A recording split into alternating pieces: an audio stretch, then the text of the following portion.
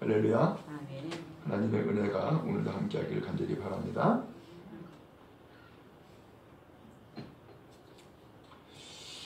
오늘 바로 말씀을 좀 증거하도록 하겠습니다. 먼저 여러분 1절 말씀을 같이 한번 먼저 읽겠습니다. 시작. 형제들아, 내 마음에 원하는 바와 하나님께 구하는 바는 이스라엘을 위함이니 곧 그들로 구원을 받게 함이라. 아멘. 바울이요, 간절한 소원이 하나 있었어요. 그 소원이 뭐냐? 바로 동족 유대인들이 구원받는 것이라는 거예요. 그래서 이것이 소원이 있어가지고서 이것을 원하는 바 혹은 구하는 바 이렇게 표현을 했어요. 그래서 내가 간절히 원하는 소원이 있는데 내 동족 구원받는 거다. 내가 하나님 앞에 간절히 기도하는 것이 있는데 그것은 내 동족이 구원받는 거다. 이 말씀을 하고 있는 거예요. 그러면 이 바울이 왜 이런 소원이 생겼을까?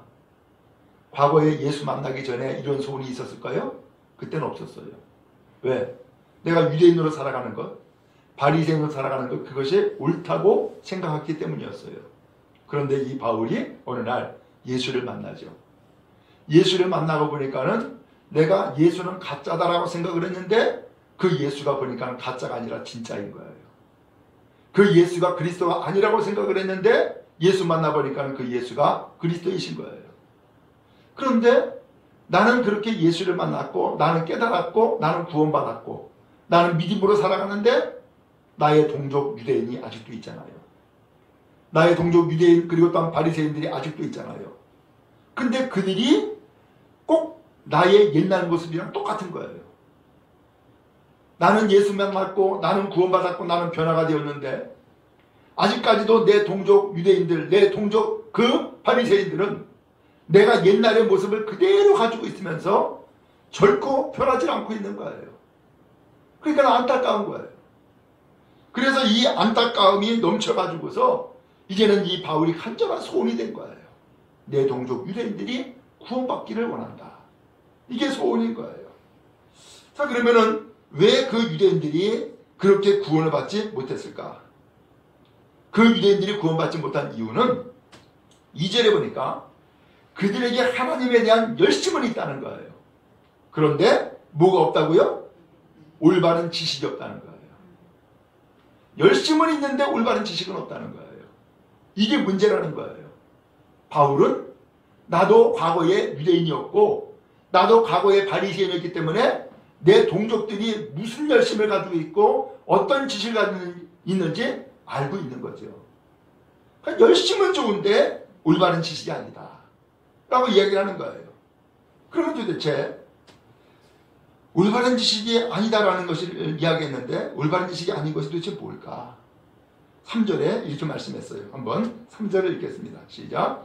하나님의 의를 모르고 자기의 의를 세우려고 힘써 하나님의 의에 복종하지 아니하였느니라. 예. 하나님의 의를 모른다는 거예요. 그리고 자기의 의를 세우려고 힘쓴다는 거예요. 그러면은 자기 의를 세우려고 힘쓴다? 자기 의가 뭐예요? 나 율법 행했어. 나 율법 지켰어.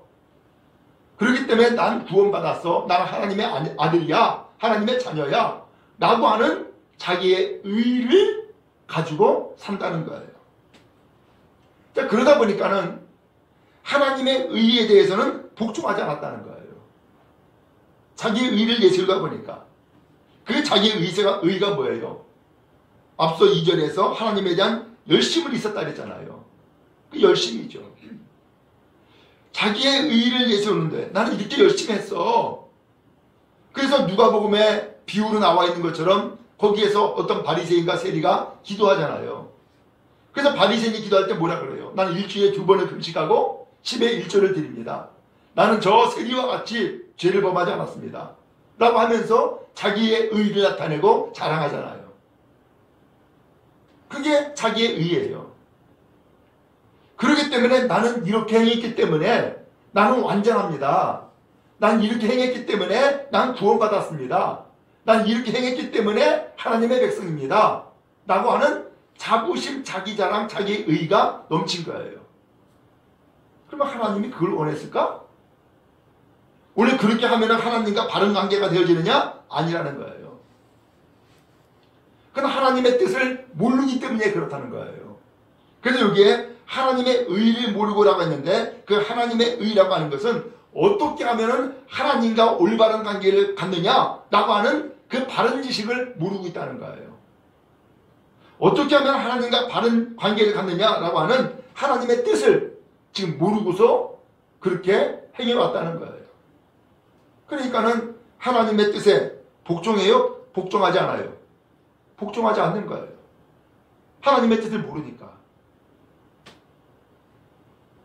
그래서 하나님의 의를 모르고 라고 했어요.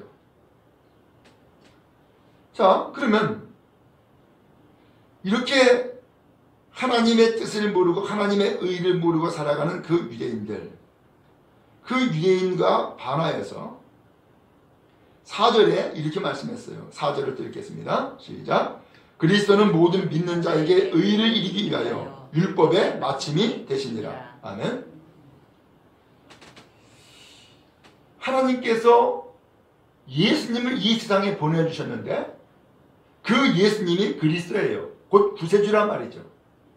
그래서 이 말씀을 그리스도를 구세주라고 하는 단어로 바꾸면은 구세주께서는 모든 믿는 자에게 의를 이루기 위하여, 의라고 하는 것은 하나님과 올바른 관계를 맺어가도록 하기 위해서 율법의 완성이 됐다 라고 표현을 하고 있는 거예요. 그 그리스도, 그 구세주는 하나님의 뜻을 알까요? 모를까요? 안다는 거예요. 왜? 그리스도이시니까. 하나님의 뜻을 알고 있기 때문에 하나님의 뜻을 그 그리스도께서 이루셨다는 거예요. 그래서 율법의 마침, 율법의 완성을 이루셨다라고 이야기한 거예요. 그러면 하나님의 뜻이 뭘까요? 하나님의 뜻은 하나님이 주신 그 율법의 그 계명들을 난 다 지켰습니다. 난 그러니까는 하나님과 난 떳떳한 관계입니다. 이것을 자랑하고 이것을 내세우는 것이 아니라는 거예요. 하나님과의 올바른 관계를 맺는 것은 나 율법을 지켰습니다 하고 지키지 않았습니다. 이것 가지고서 관계를 맺느냐 맺지 못하느냐 이게 아니라 하나님과 그 다음에 사람 사이의 관계가 신뢰의 관계가 돼야 된다는 거예요. 신뢰의 관계. 그 신뢰의 관계가 뭐예요? 그게 믿음인 거예요. 여러분 교회에서도 똑같습니다. 여러분 신앙생활을 바르게 잘 하려고 그러면은 여러분들의 신앙을 돌보고 목회하는 목사님과의 관계에 신뢰가 생겨야 돼요? 아니면 불신해야 돼요? 당연히 신뢰해야지. 그렇죠? 당연히 신뢰해야지. 근데 신뢰하지 아니하고서 불신하게 되면은 신앙생활을 잘 할 수 있을까요? 못합니다. 이건 가정에서도 똑같아요. 가정에서도 남편과 아내가 행복하게 살아가려고 그러면은 뭐가 있어야 돼요? 신뢰가 있어야 된다니까. 근데 신뢰할 수가 없어. 다 의심스러워. 그러면 행복할까요? 아니요. 행복하지 않습니다. 가정 행복하게 꾸려나갈 수가 없습니다. 왜? 먼저 불신이 먼저 있으니까.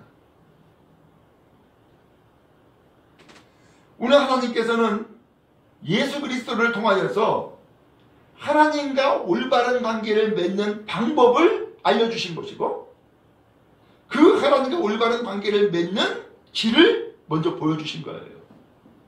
그분이 그리스도예요. 그래서 성경 4절에 나오는 것처럼 그리스도는 모든 믿는 자에게 의를 이루기 위하여 율법의 완성이 되셨습니다 라고 표현한 거예요. 그러면은 올바른 관계, 곧 의로운 관계를 이루기 위해서는 뭐가 필요하다고 그랬어요? 모든 믿는 자라고 표현했죠? 믿음이 있어야 된다는 거예요. 그러면 누구를 믿는 거예요? 바로 예수 그리스도를 통하여서 하나님을 믿는 거예요. 자, 그러면 이제 성경에서 말씀하고 있는 것을 여기서 제시하고 있어요. 5절 말씀을 한번 읽겠습니다. 시작. 모세가 기록하되 율법으로 말미암는 의를 행하는 사람은 그 의로 살리라 하였거니와. 모세가 기록한 말씀을 제시한 거예요. 레위기 18장 5절이에요. 율법으로 말미암는 의를 행하는 사람은 그 의로 산다. 이걸 좀 이제 풀어서 쉽게 표현하면은 이거예요. 율법을 지키는 사람은 그 율법을 지킴으로 생명을 얻는다. 구원받는다. 라고 모세가 레위기에서 말씀을 기록했다는 거예요. 다시 한번요. 율법을 지키는 사람은 그 율법을 지킴으로 생명을 얻는다. 곧 구원받는다. 라고 기록했다는 거예요. 그러니까는 이 말씀은 무슨 뜻이냐면은 율법으로 말미암는 사람이 누구예요? 유대인이죠? 율법을 가지고 율법을 지키면서 살겠다라고 하는 사람은 그것을 지켜야만 구원받는다는 거예요. 그걸 지켜야만. 근데 율법을 지킬 수 있어요? 없어요? 알지만 율법을 지키려고 노력은 하지만 율법을 지켜요? 못 지켜요? 못 지키는 거예요.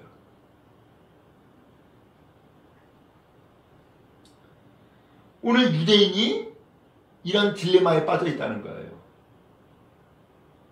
그들이 분명 하나님도 알고 율법의 말씀도 받았고 성경도 있고 성전도 있고 예배도 있고 다 있는데 왜 그들이 구원받지 못할까?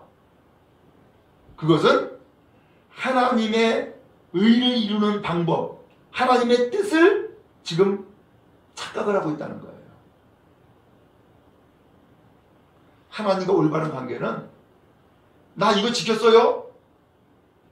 라고 해가지고서는 하나님 앞에 당당하게 나서는 그런 관계가 아니라 그것을 행하기 전에 먼저 하나님과 우리 사람 사이에 신뢰, 이 신뢰의 관계가 이루어질 때에 하나님께서는 비로소 오늘 우리를 의롭다, 바른 관계를 이루었다라고 인정해 주신다는 거예요. 여러분 제가 말씀드리는 거 이해가 되시죠? 네. 그래서 뭘 지켰냐 안 지켰냐 이것 전에 먼저 하나님에 대한 믿음의 관계, 신뢰의 관계가 먼저 있어야 된다 그 얘기예요. 신뢰의 관계가.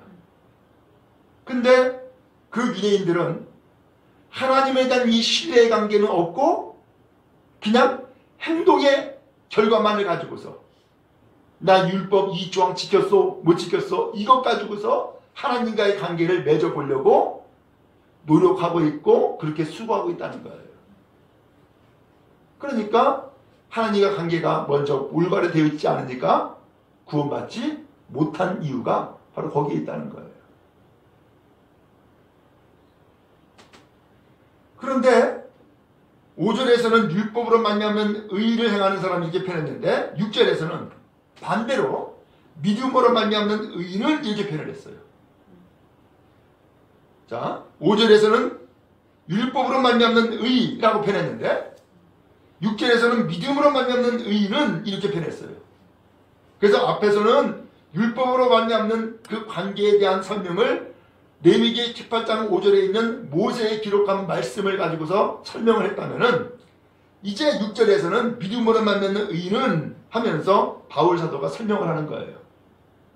자, 그러면 6절을 한번 또 읽어보겠습니다. 시작. 믿음으로 말미암는 의는 이같이 말하되 내 마음에 누가 하늘에 올라가겠느냐 하지 말라 하니 올라가겠느냐 하면 그리스도를 모셔 내리려는 것이요. 이게 좀 뭘 말씀하는지 조금 좀 헷갈리죠? 그냥 쉽게 표현하면 이거예요. 누가 저 높은 하늘에 올라갈 수 있나? 하고서 걱정하지 말라는 거예요. 지금 하늘에 올라간다는 건 뭐예요? 하나님을 가까이 한다는 뜻이거든요. 누가 저 높은 하늘에 올라갈 수 있는가? 라고 걱정하지 말라는 것은 하나님과 어떻게 하면 가까워질까? 내가 하나님과 가까워지기 위해서 저 하늘에 올라가야겠다는 거죠. 근데 그렇게 하늘에 올라가려고 애쓰지 말라는 거예요. 그러면서 하늘에 올라가겠다라고 하는 것은 무슨 뜻이냐? 그리스도를 모셔 내리려는 것이요. 그 하늘에 계신 그리스도를 나에게로 끌어내리려고 하는 것과 똑같다는 거예요. 그럴 필요 없다는 거예요. 그런 수고하지 않아도 된다는 거예요. 그 다음에 7절이에요. 또 읽겠습니다. 시작. 혹은 누가 무저갱에 내려가겠느냐 하지 말라 하니 내려가겠느냐 함은 그리스도를 죽은 자 가운데서 모셔 올리려는 것이라 라고 말씀했어요. 저 무저갱은 지옥이죠. 누가 저 깊은 땅속 그 지옥까지 내려갈까 하고 걱정하지 말라는 거예요. 그러면 저 깊은 땅속 그 지옥까지 누가 내려갈까라고 걱정한다는 건 무슨 소리예요? 저 지옥에 있는 저 백성을 어떻게 구출해낼까? 라고 하면서 그것을 걱정하지 말라 그 얘기예요. 그런 걱정하는 것은 뭐가 같으냐? 그리스도를 죽은 자 가운데서 모셔 올리려는 것과 같다. 이게 무슨 소리냐면은 그리스도를 그 지옥에서 그야말로 끌어올리기 위해서 인간이 땅속까지 내려갈 필요가 없다라는 거예요. 그건 헛수고다 그 얘기예요.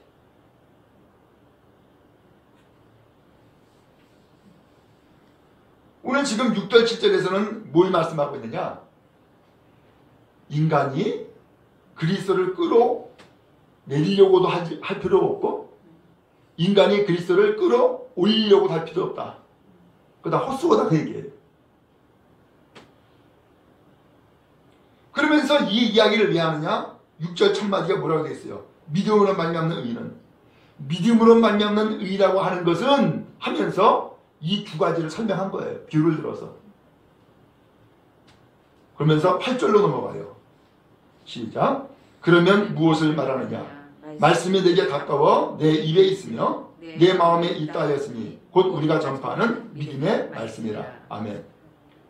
그러면 무엇을 말씀하시는 겁니까? 라는 거예요. 도대체 하나님이 무슨 말씀을 우리에게 하시고 계시는 거예요? 라고 하는 거예요.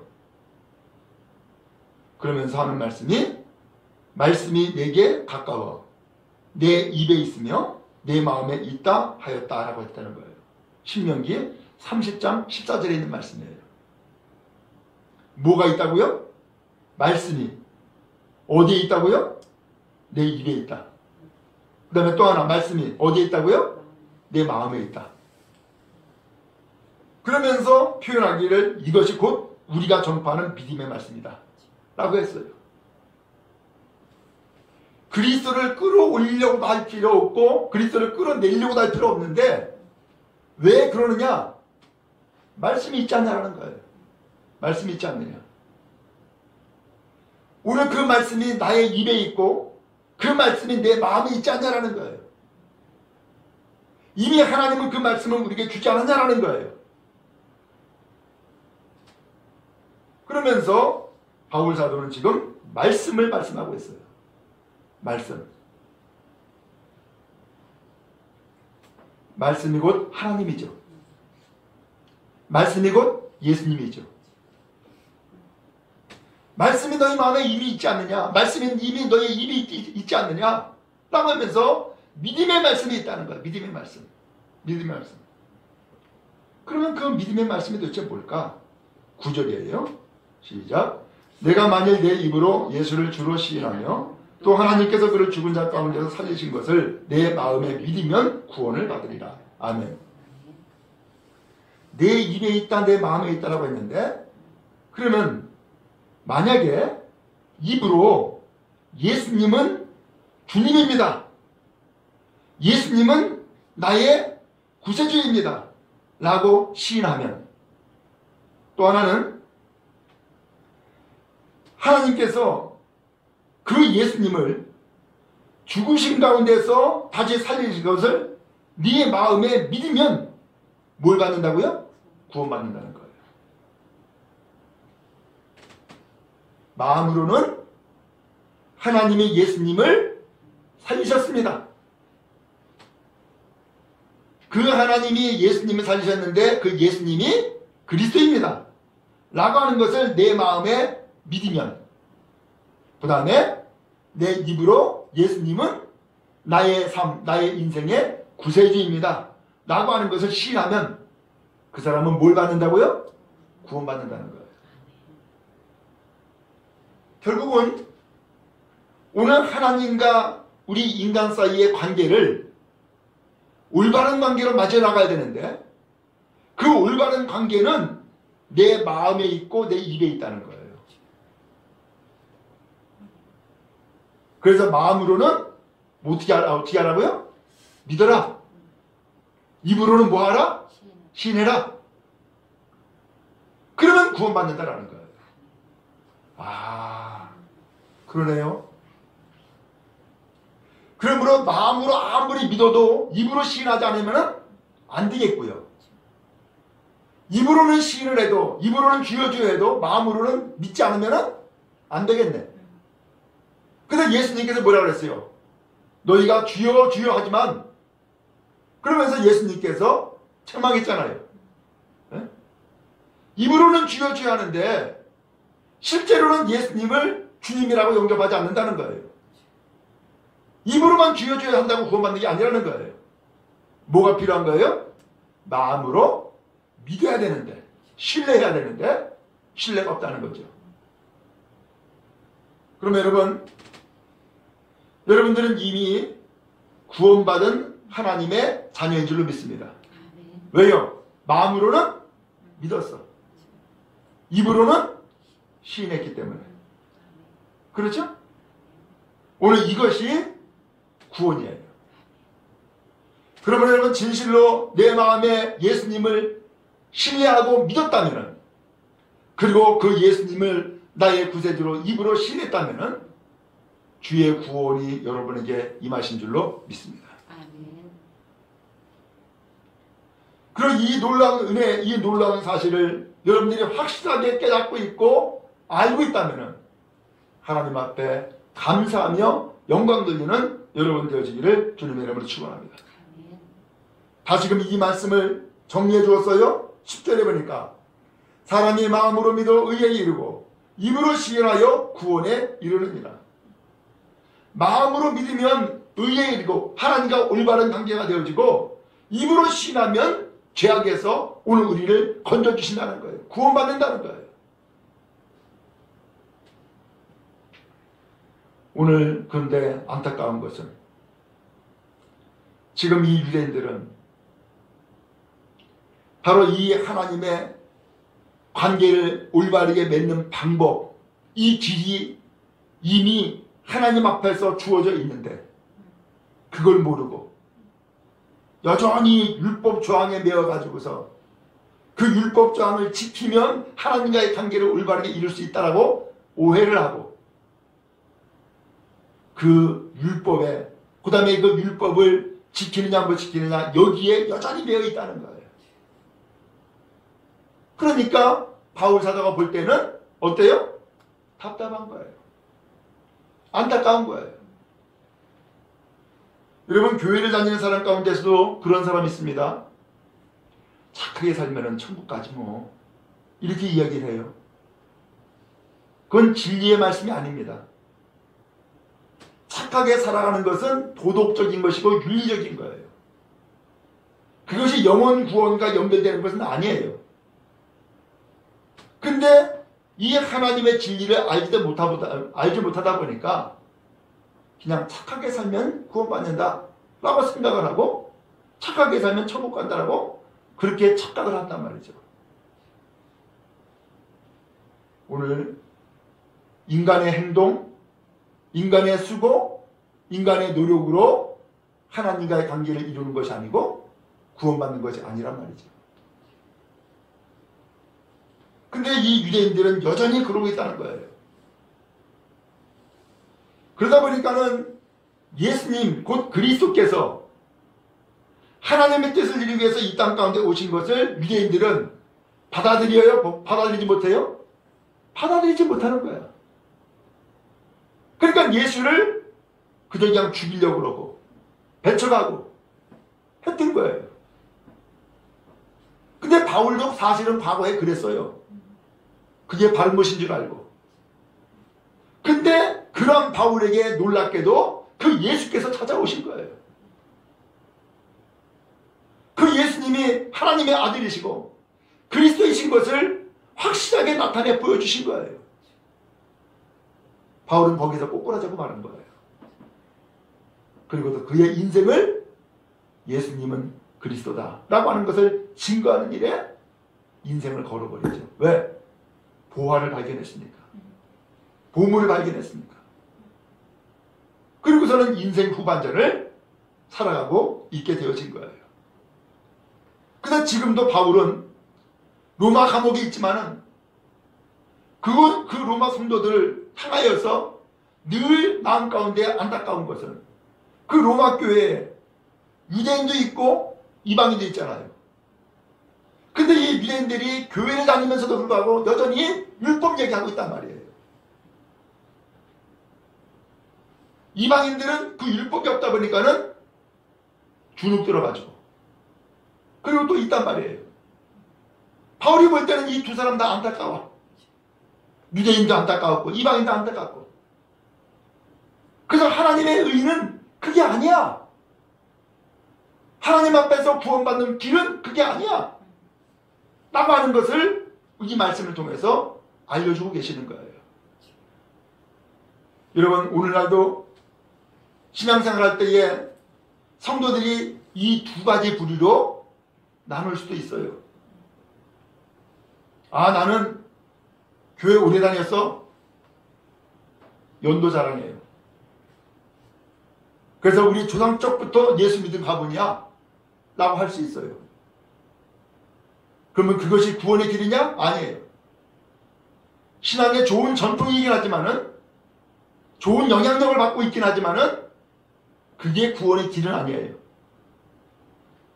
오히려 그것을 통하여서 믿음을 얻게 되었고 하나님의 진리의 말씀을 깨달음으로써 내가 구원받았어 라고 하는 것으로 오늘 우리의 마음은 다져져야 되고 그 예수님이 내 마음에 그 예수님이 내 입에 고백되고 신되어지는 것이 그게 복이죠. 또 이방인처럼 신앙생활하는 사람도 있어요. 아휴, 난 뭐 아무것도 몰라. 이제 교회 처음 다니는 건데 뭐. 그러면서 나는 몰라가 지나치다 보니까는 이게 지나친 겸손이 돼버려. 그러다 보니까는 오히려 신앙생활 하는데 주눅 들어가지고 신앙생활 하는 경우도 있단 말이에요. 다른 사람과 비교해가지고. 하나님은 그것도 기뻐하지 않아요. 하나님은 똑같이 하나님과의 올바른 관계를 맺고 하나님 안에서 즐거워하고 하나님 안에서 기뻐하고 하나님 안에서 함께 축복 누리고 하나님 앞에서 함께 은혜를 드리는 그러한 신앙의 삶을 살아가는 것을 기뻐하세요. 여러분 자녀들도 마찬가지잖아요. 똑같이 자식을 낳아서 키우는데 어떤 자식은 잘났어. 자, 그러다 보니까는 너무 지나치게 잘난 척을 하다 보니까는 동생을 무시해. 그럼 부모가 볼 때 기뻐요? 기쁘지 않아요. 또 한편으로는 이 동생은 늘 잘나지 못했기 때문에 주눅 들어 있어. 그러면 그걸 볼 때에 부모가 기뻐요? 기쁘지 않아요. 잘난 자식이라 할지라도 부모와 형제와 올바른 관계를 가져야 되고 혹은 잘나지 못한 자식이 있다 할지라도 부모와 형제와 올바른 관계를 가져갈 때에 부모도 기쁘고 형제도 기쁜 거예요. 오늘 우리의 신앙의 삶이 하나님은 그렇게 되어지기를 원하세요. 자, 그러므로 오늘 성경은 말씀하는 거예요. 11절에 성경에 이르되 누구든지 그를 믿는 자는 부끄러움 당하지 아니하리라. 누구를 믿으면요? 그리스도 예수를 믿으면 부끄러움 당하지 않는다. 그러면 여기 유대인은 누구예요? 누구든지는 누구예요? 유대인과 헬라인, 이방인 다 포함한 거예요. 그래서 12절에 말씀하고 있죠. 12절을 또 읽겠습니다. 시작. 유대인이나 헬라인이나 차별이 없습니다. 한 분이신 주께서 모든 사람의 주가 되사 그를 부르는 모든 사람에게 부요하시도다. 아멘. 그래서 하나님은 유대인이든 헬라인이든 차별이 있대요, 없대요? 차별하지 않는다는 거예요. 한 분이신 주님께서 모든 사람의 주가 되어주셔서 그 예수, 그 주님을 부르는 모든 사람에게 부여하시도다. 풍성한 복을 주신다는 거예요. 풍성한 은혜를 베풀어 주신다는 거예요. 그러나 여러분, 주님은 우리를 차별하지 않습니다. 주님은 오늘 우리를 누구든지 예수는 그리스도, 예수는 나의 주라고 고백하고 입으로 시인하며 그러면서 마음 가운데 믿음을 가지고 있는 사람은 모든 사람의 주가 되어주시고 모든 사람에게 복을 주신다는 말씀이죠. 바라기는 우리 교회가, 우리 모든 성도들이 이 복을 누리시기를 간절히 바랍니다. 그래서 13절에 결론적인 말씀을 하고 있어요. 누구든지 주의 이름을 부르는 자는 뭘 받는다? 구원받는다. 다시 한번요. 누구든지 주의 이름을 부르는 자는 뭘 받는다? 구원을 받는다. 그 누구든지에 여러분이 속해 있습니다. 그 누구든지에 제가 속해 있고요. 그러므로 이 누구든지는 유대인이든 헬라인이든 누구든지 예수를 부르는 사람, 예수를 그리스도로, 예수를 주님으로 부르는 사람은 구원받은 하나님의 자녀인 줄로 믿습니다. 이제 마지막 결론입니다. 14절 읽겠습니다. 시작. 그런즉 그들이 믿지 아니하는 일을 어찌 부르리요? 듣지도 못한 일을 어찌 믿으리요? 전파하는 자가 없이 어찌 들으리요? 예. 그러니까 믿지 아니하는 일을 어찌 부르리요? 믿은 적이 없는 사람을 어떻게 주님이라고 부르시냐라는 거예요. 그 다음에 듣지도 못한 일을 어찌 믿으리요? 예수님은 그리스도입니다 라고 들어야지 그분을 믿는 거지. 들어본 적이 없는데 어떻게 믿겠냐라는 거예요. 그 다음에 전파하는 자가 없이 어찌 들으리요? 예수는 그리스도입니다 라고 전해주는 사람이 있어야 되는데 전해주는 사람이 없는데 어떻게 예수님이 그리스도인 것을 들을 수 있겠냔 말이에요. 들을 수가 없는 거죠. 그 다음에 15절이에요. 시작. 보내심을 받지 아니하였으면 어찌 전파하리요? 기록된 바 아름답도다. 좋은 소식을 전하는 자들의 발휘함과 같으니라. 아멘. 보내심을 받지 않았는데 어떻게 전도가 되냐 말이죠. 하나님이 보내주셔야지만 그렇게 해서 전파하는 것인데 결국은 이 말씀은 뭐예요? 하나님이 보내주심으로 바울은 내가 전도했다, 전파했다 이 얘기예요. 하나님은 지금 이 로마 교회 성도들에게 바울 자기를 보내셨다라고 그렇게 선언하고 있는 거예요. 그래서 마지막 내용을 말씀하죠. 기록된다. 아름답도다. 이사야 53장 1절에 있는 말씀이에요. 아름답도다. 좋은 소식을 전하는 자들의 발이요. 복된 소식을 전하는 사람들의 발걸음이 얼마나 아름다운가 하고서는 감격하는 말씀으로 오늘 말씀이 맞춰져요. 오늘 그러므로 여러분 복음을 전하는 사람들의 발걸음은 얼마나 아름다운가. 참으로 아름답다는 거예요. 참으로 복된 것이라는 거예요. 그런 의미에서 우리 교회 또 우리 성도 여러분 이 놀라운 복음의 소식, 이 놀라운 복된 소식 전하는 발걸음, 전하는 성도 여러분 되어지기를 간절히 바랍니다. 전도는 생명을 구원하는 길이죠. 전도는 영혼을 구원하는 길이란 말이죠. 그래서 이 교회가 존재하는 것이고, 그래서 주님은 여러분들에게 직분을 주고 사명을 주어서 전도케 해 주신 거예요. 우리 교회가 주님이 오시기까지 바로 이 복음을 전도하는 교회가 되어지기를 주님 여러분 축복합니다. 그래서 저도 예배를 인도하고 설교할 때에 될 수 있으면 다른 얘기 안 하는 거예요. 바로 이 복음의 말씀, 생명의 말씀을 집중해서 전하는 데에 거기에 초점을 맞추고서 늘 말씀을 전하는 일을 감당해 나가고 있는 거예요. 여러분, 복음에 사로잡힌 사람, 또 복음을 마음 가운데에 담아놓고 있는 사람, 또 이 복음을 여러분 입술에 담아서 늘 전하고 증거하는 복된 성도 다 되기를 주님 이름으로 축원합니다.